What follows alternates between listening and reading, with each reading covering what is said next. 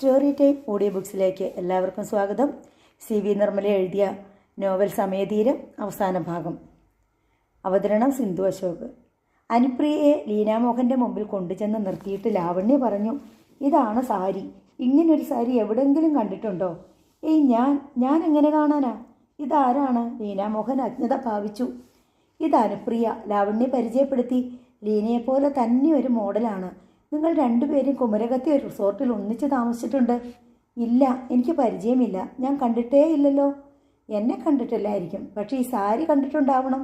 എനിക്ക് 100 കണക്കിന് സാരികളുണ്ട്, ഞാൻ ഓർക്കുന്നില്ല. ലീനാമോഹൻ ഒഴിഞ്ഞു മാറാൻ ശ്രമിച്ചു.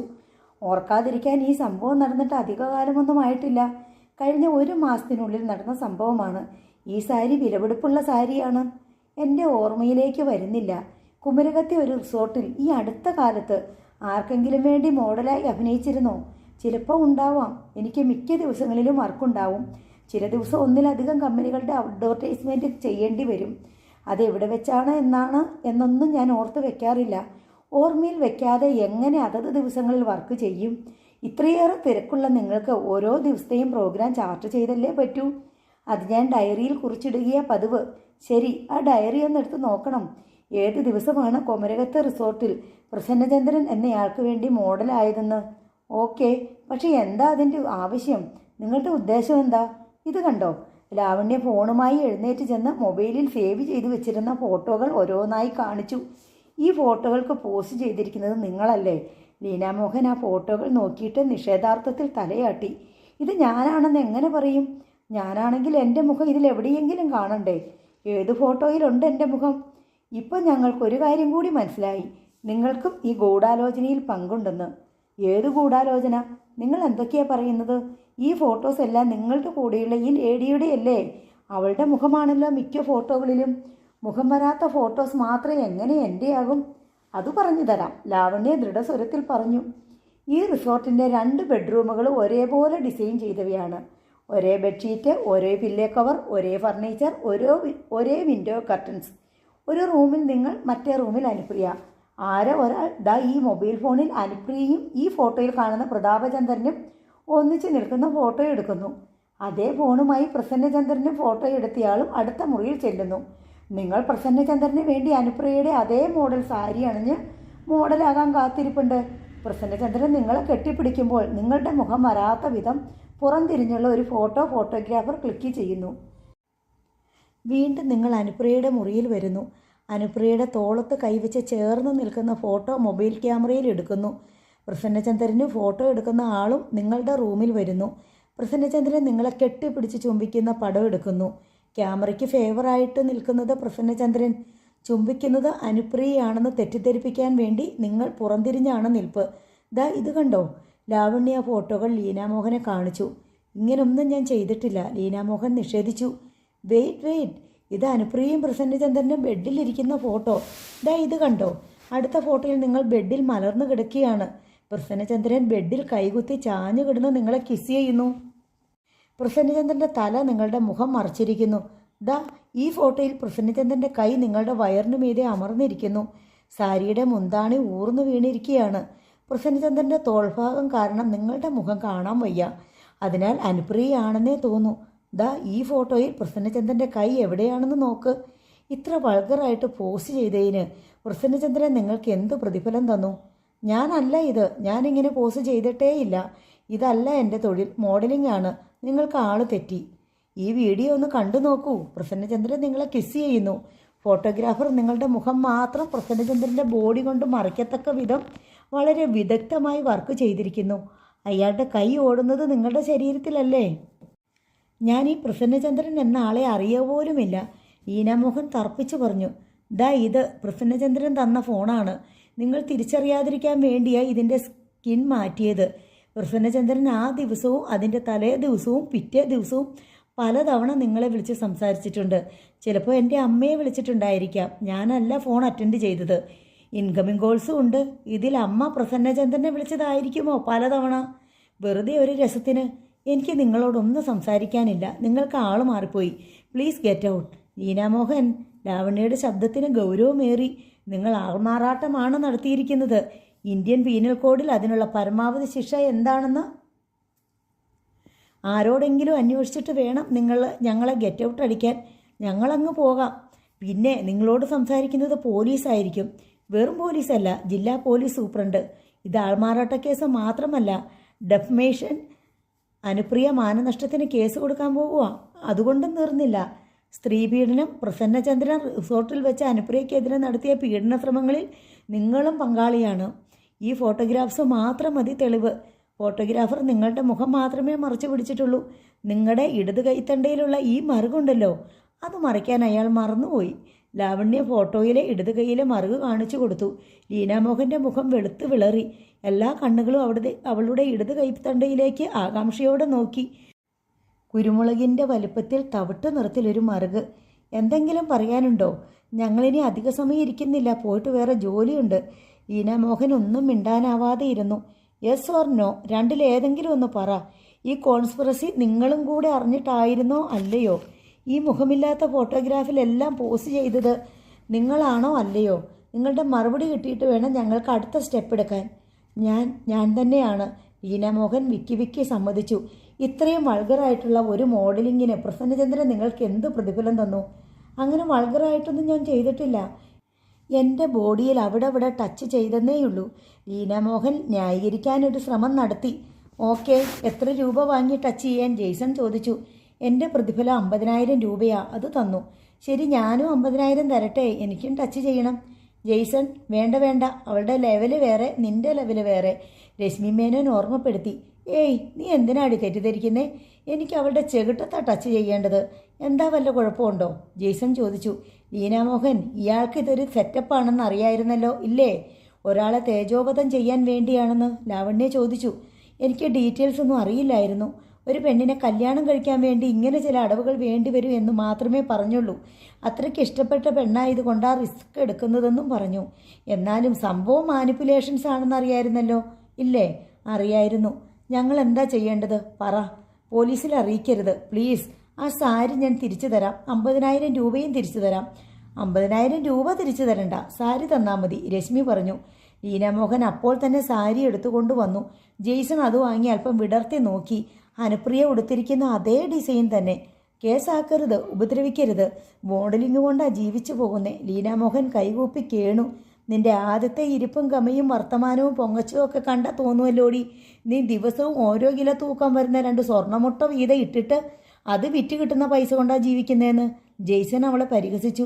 വേണ്ട ജെയ്സൺ, നമുക്ക് പോകാം. ലാവണ്യ എഴുന്നേറ്റു. ലീന, തൽക്കാലം ഞങ്ങൾക്ക് കേസിന് പോകാൻ ആഗ്രഹമില്ല. ഞങ്ങളെപ്പോലെ തന്നെ ചെറുപ്പമാണല്ലോ നീയും.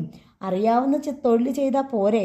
ലീനാമോഹൻ ഒന്നും മിണ്ടാതെ മുഖം താഴ്ത്തി നിന്നു. കുമാരനല്ലൂരിലേക്ക് തിരിച്ചു പോകുന്നതിനിടയിൽ ലാവണ്യ എല്ലാവരോടുമായി ചോദിച്ചു. ഇനി എന്താണ് നിങ്ങളുടെ പ്ലാൻ? ഇതിനൊരു ഉത്തരം കണ്ടെത്തണ്ടേ? ജിജോ മറുചോദ്യം വിട്ടു. ഉത്തരമല്ലേ കണ്ടെത്തിയത്? എന്നാൽ ഉത്തരത്തിനൊരു ചോദ്യം കണ്ടെത്തണ്ടേ? ലാവണ്യ ജിജോയുടെ നേർക്കൊന്ന് പാളി നോക്കി. എന്തായാലും ലാവണ്യെ സമ്മതിച്ചിരിക്കുന്നു. കള്ളനെ തൊണ്ടി സഹിതം പിടിച്ചു. ഞങ്ങൾ എത്ര തലപുകിച്ചിട്ടും ഇങ്ങനൊരു ബുദ്ധി വന്നില്ല, ജിഷ പറഞ്ഞു.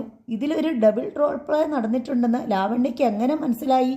അതൊക്കെ ഒരു തോന്നലാ, അല്ലെങ്കിൽ 6th സെൻസ്. പക്ഷെ പെണ്ണുങ്ങൾക്ക് ഇത്രയും ബുദ്ധി കൊള്ളില്ല കേട്ടോ. കുറച്ച് പൊട്ടത്തരങ്ങളൊക്കെ വേണം, അതാ നല്ലത്, ജെയ്സൺ പറഞ്ഞു. അതെന്തിനാ? രശ്മി ചോദിച്ചു. നമുക്കും വല്ലപ്പോഴും എന്തെങ്കിലും നുണയൊക്കെ പറഞ്ഞ് വിശ്വസിപ്പിക്കണ്ടേ? ബുദ്ധി കൂടിപ്പോയാൽ അത് ബുദ്ധിമുട്ടാ. നീ പോയി ഒരു മരമണ്ടിയെ കെട്ട്, അതെത്ര എണ്ണം വേണമെങ്കിലും ഉണ്ട്, രശ്മി പറഞ്ഞു. ഞാൻ അങ്ങനെയേ ചെയ്യൂ, എനിക്ക് ഇത്രയും ബുദ്ധിയുള്ളതിനെ ഒന്നും വേണ്ട, ജെയ്സൺ തീർത്തു പറഞ്ഞു. നിന്റെ അടുത്ത് വേണമെന്ന് ആരെങ്കിലും ചോദിച്ചോ? ജിഷ ചോദിച്ചു. ചോദിച്ച് നാണം കെടരുതല്ലോ എന്ന് കരുതിയാ നേരത്തെ പറഞ്ഞത്. ആർക്കും വേണ്ടെങ്കിൽ ഞാൻ എടുത്തോളാം, ജിജോ ഡ്രൈവ് ചെയ്യുന്നതിനിടയിൽ റോഡിലേക്ക് തന്നെ നോക്കിക്കൊണ്ട് ആരോടെന്നില്ലാതെ പറഞ്ഞു. ശരിക്കും കേട്ടില്ലായിരുന്നു, ഒന്ന് റിപ്പീറ്റ് ചെയ്യുമോ? ലാവണ്യ തലചരിച്ച് കാക്ക നോക്കുന്ന മാതിരി അവനെ നോക്കി. കമ്പിളി സിനിമ ഡയലോഗ് അനുകരിച്ച് ജിജോ ഒച്ച വെച്ച് പറഞ്ഞു.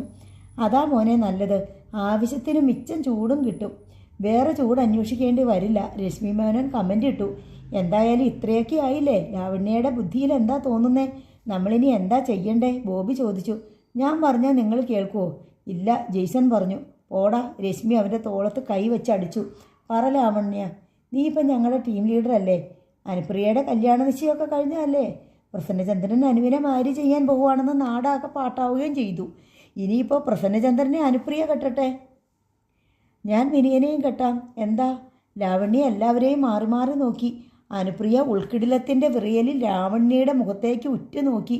മറ്റുള്ളവരും കാലിന് പൊള്ളലേറ്റതുപോലെ നടക്കുകയാണ് പ്രസന്നചന്ദ്രൻ. ഒരിടത്തും നിൽപ്പുറയ്ക്കുന്നില്ല, ഇരിപ്പുറയ്ക്കുന്നില്ല. എന്താ പ്രസന്ന, നിനക്ക് എന്താ ഇത്ര വെപ്രാളം? അവൻ എവിടെ പോയി കിടക്കുന്നു? സത്യൻ. പ്രസന്നചന്ദ്രൻ മുരണ്ടു. വിളിച്ചിട്ടും കിട്ടുന്നില്ല. എന്താ പ്രശ്നം? ചിറ്റ അറിയേണ്ടതായ ഒരു പ്രശ്നവുമില്ല. പ്രസന്നചന്ദ്രൻ നീരസം പൂണ്ടു. ഞാനും നിന്റെ കൂടപ്പുറപ്പുകളും അറിയേണ്ടാത്ത പ്രശ്നങ്ങൾ വരുന്നതാ നിനക്ക് കുഴപ്പം. അംബിക ചിറ്റ പിൻവാങ്ങി. സത്യശീലൻ എത്തിച്ചേരാൻ പിന്നെയും 3/4 മണിക്കൂർ എടുത്തു. അയാൾ കാറിൽ നിന്നിറങ്ങി സിറ്റൗട്ടിലേക്ക് കയറിയതും പ്രസന്നൻ ചെന്ന് അയാളുടെ നേർക്ക് കുറേ തട്ടിക്കയറി. സത്യശീലൻ പ്രസന്നൻ്റെ സ്വഭാവം അറിയാവുന്നതിനാൽ മിണ്ടാതെ തലകുനിച്ച് നിന്ന് കേട്ടു. ഒടുവിൽ ചോദിച്ചു, എന്താ വല്യേട്ട ഉണ്ടായത്? എൻ്റെ പ്രശ്നങ്ങൾ വല്ലതും നീ അറിയുന്നുണ്ടോ? വല്യേട്ടൻ പറഞ്ഞാലല്ലേ അറിയൂ. അനുപ്രിയയും അവളുടെ ഗ്യാങ്ങും കൂടി ലീനാമോഹൻ്റെ വീട്ടിൽ ചെന്നു. അവർക്ക് എങ്ങനെ അവളുമായി പരിചയം? അവരെല്ലാം കണ്ടുപിടിച്ചിട്ട് തന്നെയാണ് ചെന്നത്. അവളെ ഭീഷണിപ്പെടുത്തി എല്ലാം സമ്മതിപ്പിച്ചു. അവളുടെ കയ്യിൽ നിന്ന് ആ സാരിയും വാങ്ങി. എൻ്റെ ഫോണും കൊണ്ട് അവർ ചെന്നത്. സത്യശീലൻ തല ചൊറിഞ്ഞുകൊണ്ട് തെല്ല് നേരെ ആലോചിച്ച് നിന്നു. അല്ല, അതറിഞ്ഞിട്ടിപ്പോൾ അവരെന്ത് ചെയ്യാനാ? ഒടുവിൽ അയാൾ ചോദിച്ചു, നമ്മൾ കരുതി കൂട്ടി വിനയനും അവൾക്കുമെതിരെ കള്ളത്തരങ്ങൾ കെട്ടിച്ചമച്ചെന്ന് അവർക്ക് മനസ്സിലായില്ലേ? വിനയനോട് അവരത് പറയാതിരിക്കില്ലല്ലോ.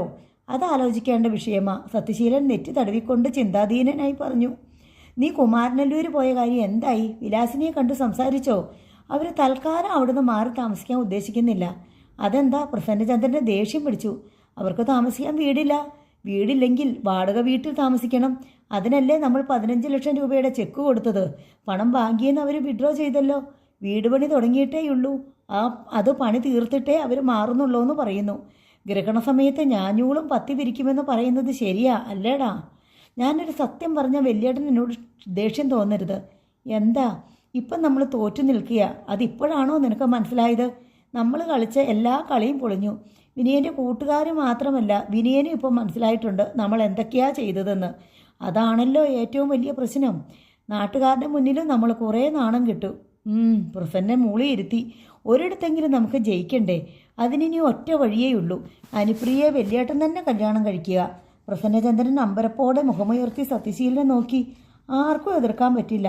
കല്യാണ നിശ്ചയം കഴിഞ്ഞു. അനുപ്രിയയും കൂട്ടുകാരും കൂടി കുറി അടിച്ച് വിതരണം ചെയ്തു.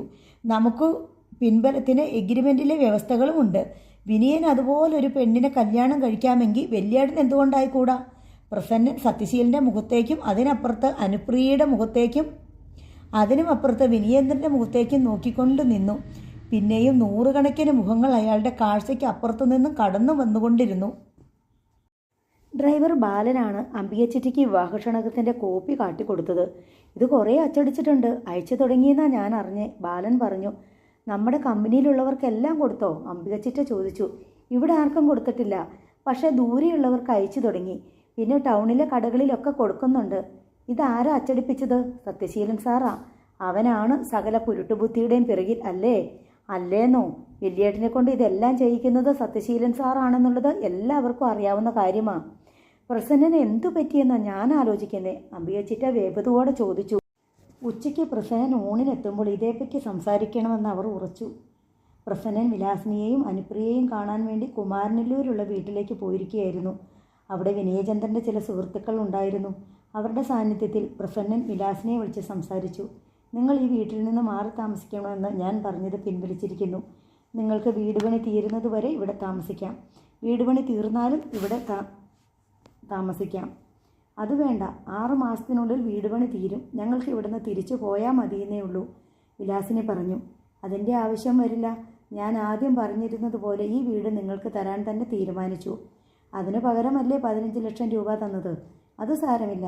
അപ്പം ഞങ്ങൾ ആ പൈസ തിരിച്ചു തരണോ? വിലാസിനി അമ്പരപ്പിൽ ചോദിച്ചു. നിങ്ങളൊന്നും തരണ്ട. കല്യാണം കഴിയുമ്പോൾ നിങ്ങൾക്കെല്ലാം മനസ്സിലാകും. പ്രസന്നൻ അനുപ്രിയയും വിളിപ്പിച്ച് താഴെ വരുത്തി. നിശ്ചയിച്ച തീയതിക്ക് തന്നെ നമ്മുടെ കല്യാണം. ആദ്യമേ ഞാൻ നിങ്ങളോട് പറഞ്ഞിരുന്നത് അനുസരിച്ചാണെങ്കിൽ അങ്ങനെ, അതല്ല നമ്മൾ എഴുതിയുണ്ടാക്കിയ കരാർ ഉടമ്പടി വെച്ചിട്ടാണെങ്കിൽ അങ്ങനെ. ഞാൻ എല്ലാവർക്കും ക്ഷണക്കത്ത് അയച്ചു തുടങ്ങി. അനുപ്രിയ മാത്രമല്ല, അവിടെ ഉണ്ടായിരുന്ന അവളുടെ ടീമംഗങ്ങൾ കൂടി അന്താളിപ്പിലായി. പ്രസന്നൻ എന്താണ് ഉദ്ദേശിക്കുന്നതെന്ന് ആദ്യം അവർക്ക് പിടികിട്ടിയില്ല. വെഡ്ഡിംഗ് കാർഡിൻ്റെ ഒരു കെട്ട് കാറിൽ നിന്നെടുത്ത പ്രസന്നൻ അനുപ്രിയയ്ക്ക് കൊടുത്തു. നിനക്ക് പേഴ്സണലായിട്ട് ആരെങ്കിലുമൊക്കെ ക്ഷണിക്കാനുണ്ടായിരിക്കുമല്ലോ, ധൈര്യമായിട്ട് ക്ഷണിക്കുക. ക്ഷണക്കത്തിലെല്ലാം ഉൾക്കൊള്ളിച്ചിട്ടുണ്ട്. കല്യാണ തീയതിയും മുഹൂർത്തവും കല്യാണം നടത്തുന്ന സ്ഥലവും എല്ലാം. പ്രസന്നൻ തിരികെ പോയി. അനുപ്രിയയും മറ്റുള്ളവരും ചെന്ന് ചേർന്ന ക്ഷണക്കത്തുകൾ പരിശോധിച്ചു. വൈരപ്പൊടി തിളക്കമുള്ള തങ്ക ലിപികളിലാണ് അച്ചടി. വരൻ പ്രസന്നചന്ദ്രൻ, വധു അനുപ്രിയ, സ്ഥലം ഉറവയ്ക്കൽ വീട്.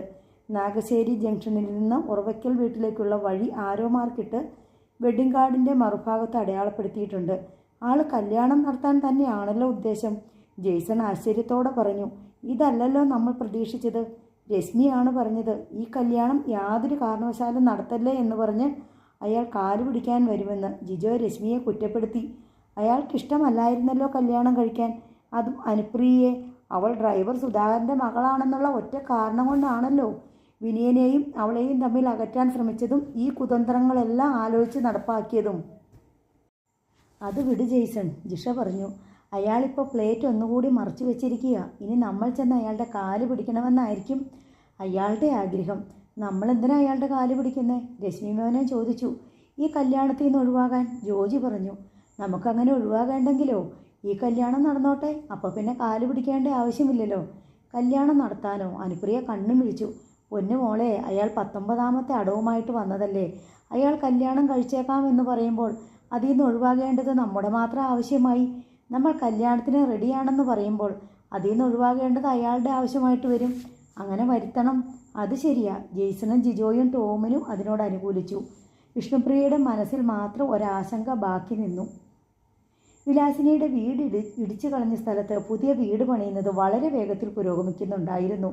വിനയൻ്റെ സുഹൃത്തുക്കൾ മാറി മാറി അതിൻ്റെ മേൽനോട്ടം നിർവഹിച്ചു പോന്നു.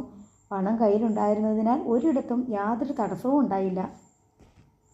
വിവാഹത്തിന് ഇനി 3 നാൾ കൂടിയേ ശേഷിച്ചിരുന്നുള്ളൂ. വീട് മോടി പിടിപ്പിക്കുന്ന ജോലി തകൃതിയായി നടക്കുന്നുണ്ടായിരുന്നു. ഉറവയ്ക്കൽ വീട്ടിൽ മുഷിഞ്ഞ പുറംചുവരുകൾ പെയിൻറ് ചെയ്തു.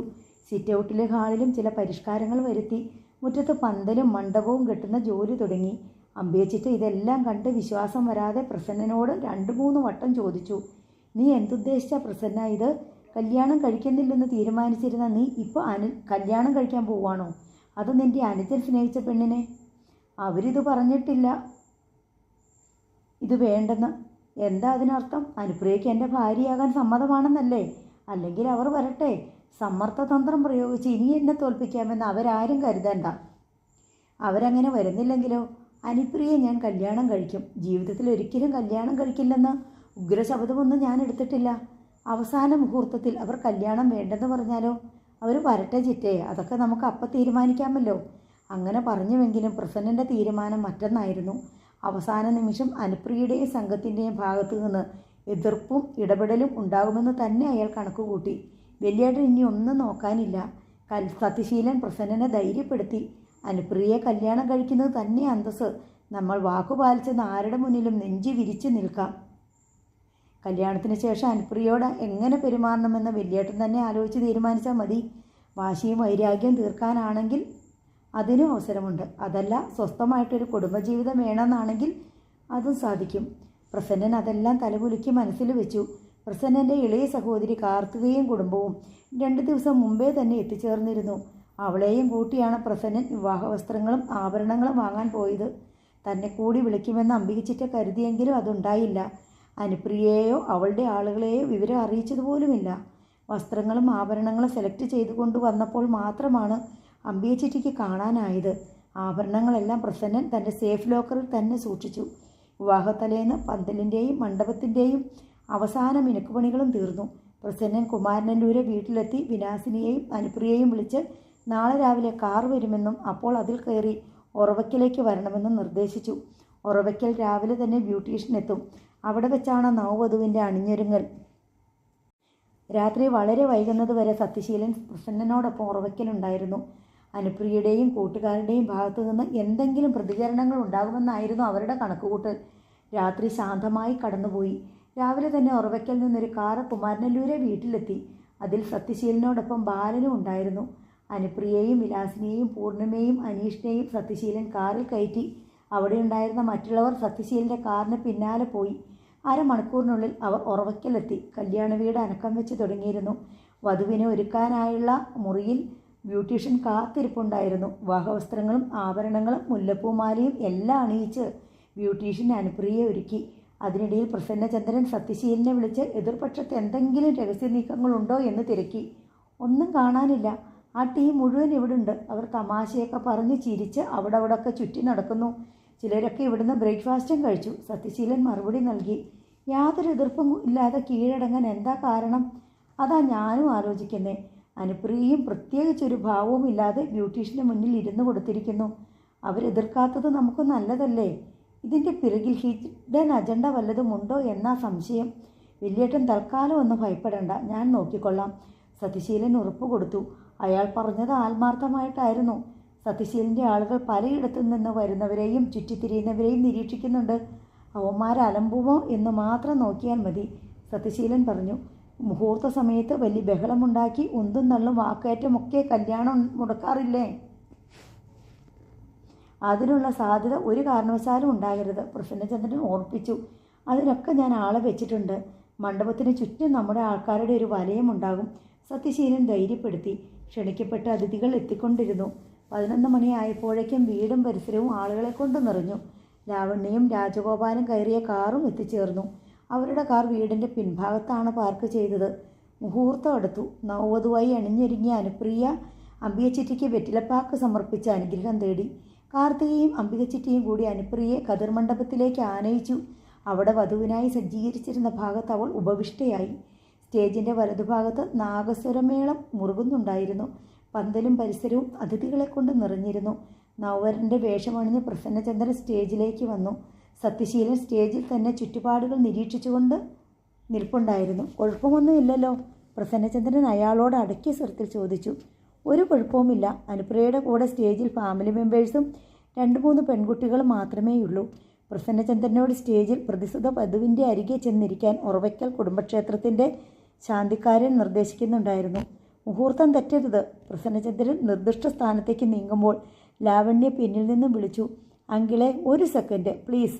പ്രസന്നചന്ദ്രൻ അപ്പോഴാണ് അവളെ കാണുന്നത്. അവൾ സ്റ്റേജിൻ്റെ പിൻഭാഗത്തു നിന്ന് വരികയായിരുന്നു. എന്താ പ്രശ്നം? സത്യശീലൻ ഇടപെട്ടു. ഒരു ചെറിയ കാര്യം, ലാവണ്യ പറഞ്ഞു. എന്താ? ഒരാൾക്ക് എന്തോ പറയാനുണ്ട്. ലാവണ്യ സ്റ്റേജിൻ്റെ പിൻഭാഗത്തേക്ക് കൈകാട്ടി വിളിച്ചു. അലങ്കരിച്ച കർട്ടൻ വകഞ്ഞു മാറ്റി സ്റ്റേജിലേക്ക് വന്ന ആളെ കണ്ട് പ്രസന്നചന്ദ്രൻ അസ്തപ്രജ്ഞനായി നിന്നുപോയി. വിനയചന്ദ്രൻ. സത്യശീലൻ എന്ത് ചെയ്യണമെന്നറിയാതെ പകച്ചു. അംബികച്ചിറ്റിയും കാർത്തികയും മറ്റു ബന്ധുമിത്രാദികളും അന്താളിച്ച് നിൽക്കുകയാണ്. വിനയചന്ദ്രൻ സ്വന്തം ജ്യേഷ്ഠൻ്റെ കല്യാണത്തിന് എത്തിച്ചേർന്നില്ലേ എന്ന് ബന്ധുക്കളും സുഹൃത്തുക്കളും ചോദിച്ചപ്പോഴൊക്കെ ലണ്ടനിൽ നിന്ന് തിരിച്ചിട്ടുണ്ട്, ഫ്ലൈറ്റ് ഡിലേ ആയതുകൊണ്ടാണ്, താമസിയാതെ എത്തിച്ചേരും എന്നെല്ലാം വെറുതെ മറുപടി പറയുകയായിരുന്നു പ്രസന്നചന്ദ്രനും സത്യശീലനും ഇതുവരെ. ഇപ്പോൾ വിനയചന്ദ്രൻ നേരെ കൺമുന്നിൽ. പെട്ടെന്ന് ആളുകൾ സ്റ്റേജിലേക്ക് ഇരച്ചു കയറി. പ്രസന്നചന്ദ്രൻ എല്ലാവരെയും മാറി മാറി നോക്കി. അനുപ്രിയ കതിർമണ്ഡപത്തിൽ താനിരുന്ന സ്ഥാനത്ത് നിന്ന് എഴുന്നേറ്റു. ആഹാ, പ്രസന്നചന്ദ്രൻ്റെ അനുജനും എത്തിച്ചേർന്നല്ലോ. രാജഗോപാൽ തെല്ലുറക്കെ പറഞ്ഞു. നീ എന്താ ഇത്ര വൈകിയത്? എന്തെങ്കിലും സംസാരിക്കാതിരിക്കുന്നത് ശരിയല്ലല്ലോ എന്ന് കരുതി പ്രസന്നൻ വിനയനോട് ചോദിച്ചു. ഞാൻ വൈകിയോ? ഇല്ലല്ലോ, കൃത്യസമയത്ത് തന്നെ എത്തിയില്ലേ? വിനയചന്ദ്രൻ തിരിച്ചു ചോദിച്ചു. അതല്ല, ഇന്നലെ വരുമെന്ന് വിചാരിച്ചിട്ട്. പ്രസന്നചന്ദ്രൻ മറ്റുള്ളവരെ നോക്കി. മുഹൂർത്തം വൈകുന്നു, ഇനി എന്താ താമസം? ശാന്തിക്കാരൻ പോറ്റി അക്ഷമനായി.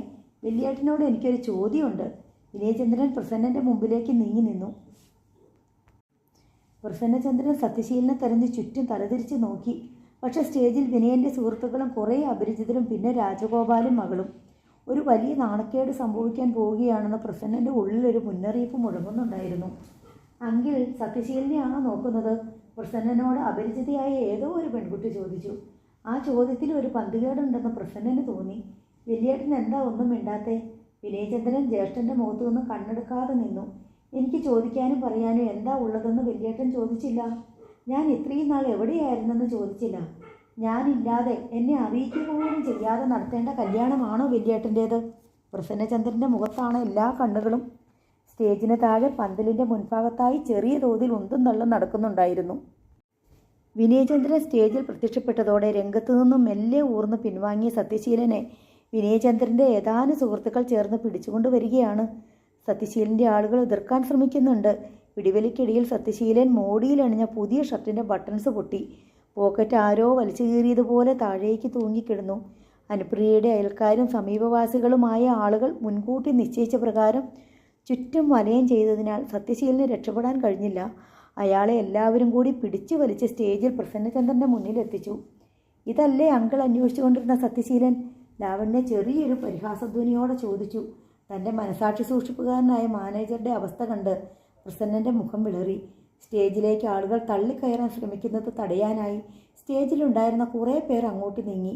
ആരും സ്റ്റേജിലേക്ക് ഇടിച്ചു കയറരുത്, കല്യാണം ഉടൻ തന്നെ നടക്കുന്നതായിരിക്കും. ഒരാൾ സ്റ്റേജിൻ്റെ വിളിമ്പിൽ നിന്ന് വിളിച്ചു പറയുന്നുണ്ടായിരുന്നു. വലിയേട്ടാ, വിനിയൻ വിളിച്ചു. എൻ്റെ അച്ഛൻ്റെയും അമ്മയുടെയും ഒക്കെ സ്ഥാനത്ത് നിന്നുകൊണ്ട് എന്നെ വളർത്തിയതും പഠിപ്പിച്ചതും ഒക്കെ വലിയേട്ടനാ. സൂര്യന് കീഴിൽ എനിക്ക് വലിയേട്ടനേക്കാൾ വിശ്വാസമുള്ള മറ്റൊരാളില്ലായിരുന്നു. എന്നെ തോൽപ്പിക്കാൻ വേണ്ടിയോ വേദനിപ്പിക്കാൻ വേണ്ടിയോ നശിപ്പിക്കാൻ വേണ്ടിയോ വലിയേട്ടൻ എന്തെങ്കിലും ചെയ്യുമെന്നല്ല, അങ്ങനെ ചിന്തിക്കുമെന്ന് പോലും ഞാൻ വിശ്വസിച്ചിട്ടില്ല. ഇപ്പോൾ വലിയേട്ടൻ ഞാൻ സ്നേഹിച്ച പെണ്ണിനെ കല്യാണം കഴിക്കാൻ പോവുകയാണല്ലോ. അതുകൊണ്ടാണ് ഞാൻ പറഞ്ഞത്, എനിക്കൊരു ചോദ്യം ചോദിക്കാനുണ്ടെന്ന്. വിനിയൻ ഒരു നിമിഷം നിർത്തി ശ്വാസമെടുത്ത് ചുറ്റി നിൽക്കുന്നവരെ നോക്കി. ഡ്രൈവർ സുധാകരൻ്റെ മകൾ അനുപ്രിയയെ കല്യാണം കഴിക്കുന്നത് തടയാൻ എൻ്റെ അയോഗ്യത എന്തായിരുന്നു? എല്ലാ കണ്ണുകളും പ്രസന്നചന്ദ്രൻ്റെ മുഖത്ത് തറഞ്ഞു. പ്രസന്നചന്ദ്രൻ സത്യശീലൻ്റെ മുഖത്തേക്ക് നോക്കി. അയാൾ പോക്കറ്റിൽ കീറിയ ബട്ടൺസ് പൊട്ടിയ വേഷത്തിൽ തലകുനിച്ച് നിൽക്കുകയാണ്.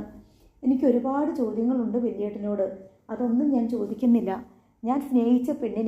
എന്നെ സ്നേഹിച്ച പെണ്ണിനെ ഞാനാണോ അതോ വലിയേട്ടനാണോ കല്യാണം കഴിക്കേണ്ടത്? അതിനും പ്രസന്നചന്ദ്രൻ്റെ ഉത്തരമുണ്ടായില്ല. ഇനിയെങ്കിലും വലിയേട്ടൻ സത്യം പറ, ഇങ്ങനെ ഒരു കല്യാണം നടത്താൻ വേണ്ടിയാണോ വലിയേട്ടൻ ഇത്രയൊക്കെ ചെയ്തു കൂട്ടിയത്?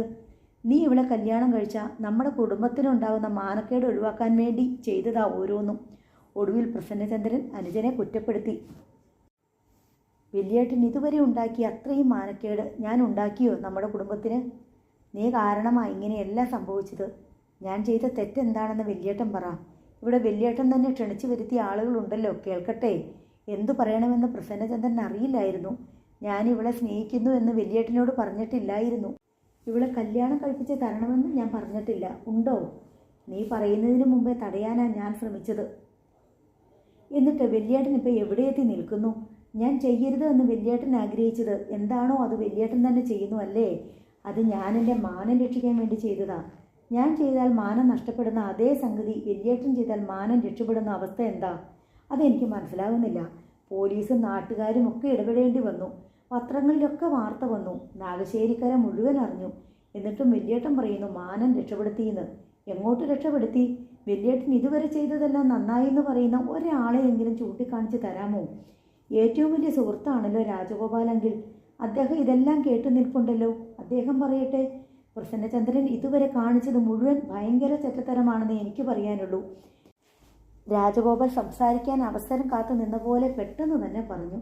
അത് നിങ്ങളുടെ മകളും വിനയനും തമ്മിലുള്ള കല്യാണം നടക്കാത്തതിൻ്റെ അതൃപ്തി കൊണ്ട് പറയുന്നതാണെന്ന് എനിക്കറിയാം.